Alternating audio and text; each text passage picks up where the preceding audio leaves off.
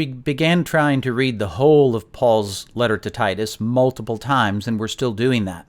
And we initially looked at what this letter tells us about God and the various divine persons of the Trinity and their role in salvation.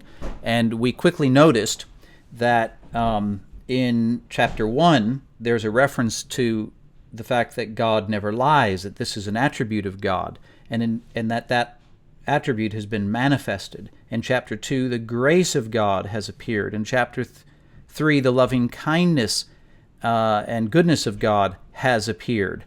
And then we looked at the beginning of the letter itself, where it says that God never lies, and we noticed that it's connected to another idea in chapter 1, which is that the Cretans always are liars, and that it couldn't be just a coincidence that these two ideas, the opposite ideas, are placed side by side to one another in chapter 1.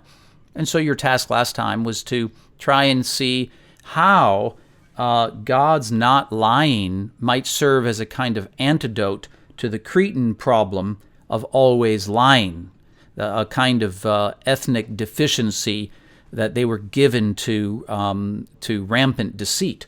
So why do we lie? That's the question. That's what we have to solve first. Why do people lie? And the answer is, of course, that we lie because we fear that the truth will somehow diminish our life, will somehow eat into the very fullness of life's potential. And so out of insecurity, we present something that's not the truth, thinking that somehow that will maintain the fullness of life or add to the fullness of life.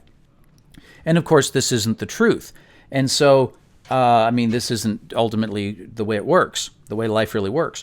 So the fact that God never lies and that God has promised, and notice what it says he's promised, in hope of eternal life, which God who never lies promised. In other words, the very thing that God has assured us of with a promise is life itself, eternal life, the very fullness of life. So if God has promised us eternal life, and God is the absolutely only secure thing in the universe, then that can serve as a kind of huge pylon underneath the bridge of the challenges that we face where we might be tempted to wobble and to deceive.